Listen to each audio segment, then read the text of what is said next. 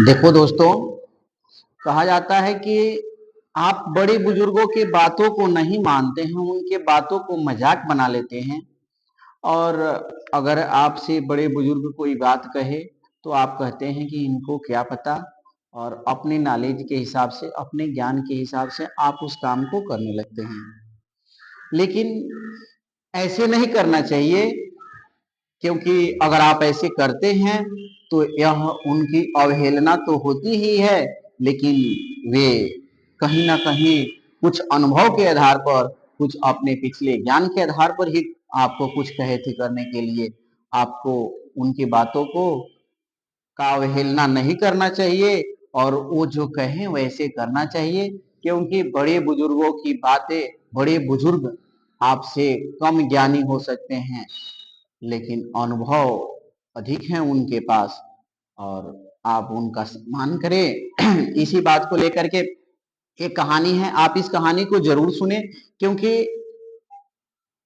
जिंदगी में अगर इस कहानी को आप सुन लेते हैं तो आप किसी भी बड़े बुजुर्ग का बातों का अवमानना नहीं करेंगे, अवहेलना नहीं करेंगे। एक बार की बात है कि यमदूत अपने यम को, अपने यमराज अपने यमदूत को एक बूढ़ी महिला के प्राण को लेने के लिए वह पृथ्वी पर भेजे कि यमदूत जाओ, और ये महिला जो बीमार है, असहाय है, अपने 3 बच्चियों के साथ पृथ्वी पर पड़ी हुई है, उसका उम्र पूरा हो गया, उसके प्राण को लेकर के आओ। यमदूत ने इस बात को सुना और वह तुरंत वहां से आया।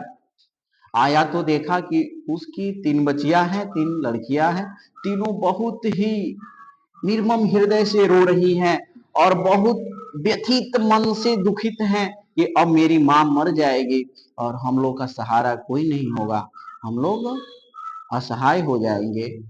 तो जब इस स्थिति को यमदूत देखता है तो वह घबरा जाता है, परेशान हो जाता है कि अरे इतना गलत काम यमराज हमसे करवा रहे हैं, हमें ऐसा नहीं करना चाहिए। और वह बिना प्राण लिए ही यमराज के पास रिटर्न चला जाता है। जब वह बिना प्राण लिए ही यमराज के पास रिटर्न जाता है तो यमराज पूछते हैं कि अरे तूने प्राण को क्यों नहीं लिया, उस महिला को क्यों छोड़कर चले आया। ये कहता है कि नहीं महाराज, ऐसे काम मुझसे नहीं होगा। जिस महिला का प्राण लेने के लिए आप हमने भेजा था, वो महिला की 3 बच्चियां हैं और वह तीनों असहाय हैं, तीनों व्यथित मन से रो रही हैं। इतने निर्मम मैं नहीं बन सकता, हमारे हमसे ऐसे गलत काम नहीं होंगे। यमराज कहते हैं अरे तुम मुझसे होशियार हो गए, तुम मुझसे ज्ञानी हो गए, तुम मुझसे ज्यादा दुख दर्द समझने लगे, तुमको तो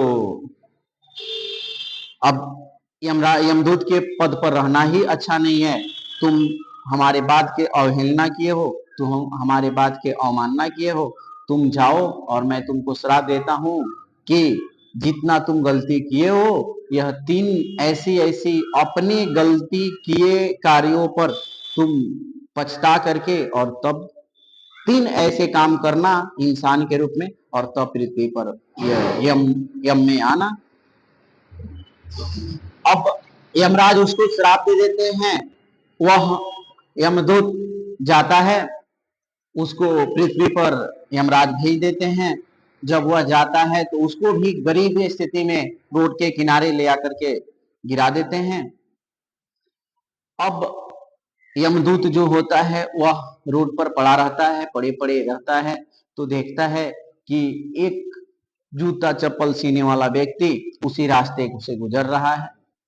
तो बड़े लोग निर्मल हृदय के नहीं होते हैं, लेकिन छोटे लोगों को दया आ जाती है। जो इन विकट परिस्थितियों से गुजरे हैं उनके अंदर दया आ जाती है। वह जूता चप्पल सीने वाला व्यक्ति कहता है कि तुम्हारा घर कहाँ है, तुम यहाँ क्यों पड़े हो, तुम्हारे पास कपड़े नहीं है पहनने के लिए। तो ये कहता है नहीं, मेरे पास कपड़े नहीं है, मेरे पास कोई ऐसी वस्तु नहीं है कि मैं जिससे पृथ्वी पर रह सकूं।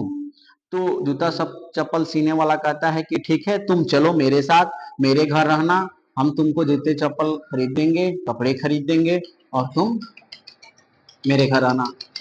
लेकिन एक बात मानना, मेरी पत्नी बहुत गुस्सैल है, वह थोड़ी बात को लेकर गुस्सा करे तो तुम दुखी मत होना, क्योंकि मैं पैसे का जो तुम पर खर्च करूंगा, उस पैसे का पत्नी पूछेगी तो मैं क्या जवाब दूंगा, तो इसके लिए पत्नी गुस्सा होगी। इस बात को सुनकर वह तैयार हो जाता है। यमदूत कहता है ठीक है चलिए। चला जाता है उसके घर। उसकी पत्नी डांटती फटकारती है कि तूने जिस पैसे से हमारी भोजन पालन पोषण करना चाहिए, उस पैसे से गरीब भिखारी का ले आकर के घर में बसा रहे हो, घर में रख रहे हो, ये बढ़िया नहीं कर रहे हो। यमदूत कहता है कि ठीक है, आप हमें जीवन दान दिया, आप हमें बचाए हैं, तो मैं आपके कार्यों को करूंगा। और अगले दिन से यमदूत जूता चप्पल सीने लगता है और बहुत जूते चप्पल सीने के लिए उस देश में बहुत प्रसिद्ध हो जाता है और बहुत दूर दूर तक उसकी ख्याति पहुंच जाती है। इधर क्या होता है, यमदूत उस दूसरे यमदूत को भेज करके उस बूढ़ी औरत की जान ले लेते हैं। वह बूढ़ी औरत मर जाती है, उसका दाह संस्कार कर देते हैं लोग, गांव के लोग। और उसकी 3 बच्चियों को एक अच्छा घर, अच्छा परिवार के लोग उसे पालन पोषण के लिए अपने हाथ ले लेते हैं कि इन बच्चियों का पालन पोषण हम करेंगे। इधर जब इसकी ख्याति यमदूत की यमदूत मतलब चप्पल सीने वाला व्यक्ति का ख्याति बहुत दूर दूर तक फैल जाता है, तो उधर महाराज जो होते हैं, उस देश के सम्राट जो होते हैं, वह कहते हैं कि मेरे चप्पल और जूते, मेरे पास कुछ चमड़े हैं, इस चमड़े से ले जाकर के उससे एक चप्पल एक जूते बनवा कर लाओ। इधर उनका वजीर जाता है और लेकर के उसके पास, यमदूत के पास, और कहता है कि इसको क्या बना दो, जूता बना दो। ये सुन लेता है, कहता है ठीक है। और यह इसको तो पता होती है कि कब क्या हो रही है, कब क्या नहीं हो रही है, यह तो सुन लेता है और कहता है ठीक है। और वजीर कहता है ध्यान रहे कि तुम चप्पल नहीं बनाना, तुम जूते ही बनाना। वह बार बार कहकर आया होता है, लेकिन इसको तो यमदूत को पता होती है कि कब किसकी मृत्यु आने वाली है, तो वह समझ जाता है कि सम्राट की मृत्यु आने वाली है। और उस देश, जिस देश में यमदूत पहुंचा था, उस देश की यह प्रथा थी कि जब लोग मरते थे तो उन्हें चप्पल पहना करके ही उनका अंतिम संस्कार किया जाता था। यह व्यक्ति क्या करता है कि यमदूत उसको जूता ना बनाकर चप्पल बना देता है। अगले दिन जब वजीर आता है तो देखता है, अरे ये तूने तो चप्पल बना दिया, इतने ही चमड़े थे, तूने ऐसे गलती काम क्यों किया। वह लगता है डांटने, यह अपने ही गलती पर हंसने लगता है और पछताने लगता है कि मैंने ऐसे गलती कर दिया। तब तक क्या होता है, सूचना आती है, एक दूसरा वजीर दौड़े दौड़े आता है, अरे अरे अरे सुनो, तूने चमड़े का जूता तो नहीं बनाया, चप्पल बना दो क्योंकि सम्राट की मृत्यु हो चुकी है। या पुनः अपने गलती पर हंसता है कि मैंने जो गलती किया था वह सही किया था। और वह जूते को, चप्पल को दे देता है। वजीर चप्पल को लेकर के चला जाता है, सम्राट के अंतिम संस्कार हो जाती है। ठीक इसी तरह दूसरे दिन एक बूढ़ी औरत आती है और अपने बेटियों के लिए वह जूते बनाने के लिए कहती है। जूते बनाने के लिए कहती है, इसको तो पता होता है कि यह जूते बनाने, जो बूढ़ी औरत आई है जूते बनवाने के लिए, यह इसकी माँ नहीं है, यह इन लड़कियों की पालन पोषण कर रही है। तो जब वह पूछता है कि ये बताओ कि तुम अपनी बेटियों के लिए जूते बनवा रही हो, तो वह ये क्यों बनवा रही हो, तो वह कहती है कि नहीं नहीं, ये मेरी बेटियां नहीं है, मैंने इन बेटियों को गोद लिया है। क्योंकि इनकी माँ जब ये छोटी थी तो इनकी माँ मर गई, और माँ मर गई तो इनकी स्थिति खराब थी, फिर हमने इनको गोद ले लिया अच्छा काम करके कि इनका अच्छे से भरण पालन पोषण हो जाए।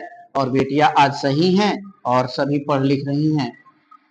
इस बात को यमदूत को समझ में आता है, अरे यमराज तो हमसे जो कहे थे वह सही कहे थे, और अगर उस बूढ़ी औरत की, उस बीमार औरत की अगर प्राण हम लेकर चले गए होते तो हमको आज ये दुख भुगतना नहीं पड़ता। और अगर हम नहीं लेकर जाते और हमारी बातों को महाराज मान जाते तो क्या होता कि इन बेटियों को अपनी बीमार माँ के साथ, अपनी बीमार लोगों के साथ ही रहना पड़ता और यह गरीब के गरीब ही रह जाती।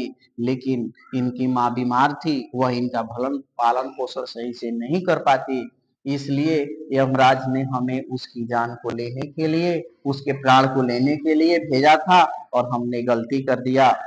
तो अब इसको अपने किए पर पछतावा होता है कि हमें ऐसा नहीं करना चाहिए और हमें बड़े बुजुर्गों का, जो बड़े लोग कहे उनका बात मानना चाहिए, क्योंकि वह जो कहते हैं वह कहीं न कहीं किसी अनुभव के आधार पर ही कहते हैं और सही कहते हैं। तो आज से हमें ये करना चाहिए कि हमें किसी भी बड़े बुजुर्ग का बात, किसी भी बड़े बुजुर्ग का सम्मान करना चाहिए। कोई बड़े बुजुर्ग बात कहें, उनके बातों को ध्यान से सुनना चाहिए, ध्यान से समझना चाहिए और उनका सम्मान करना चाहिए। तो ध्यान रहे कि आज के बाद से आप किसी बड़े बुजुर्ग का बात का अवहेलना नहीं करेंगे और उनकी बातों को नहीं काटेंगे तथा उनका सम्मान करेंगे।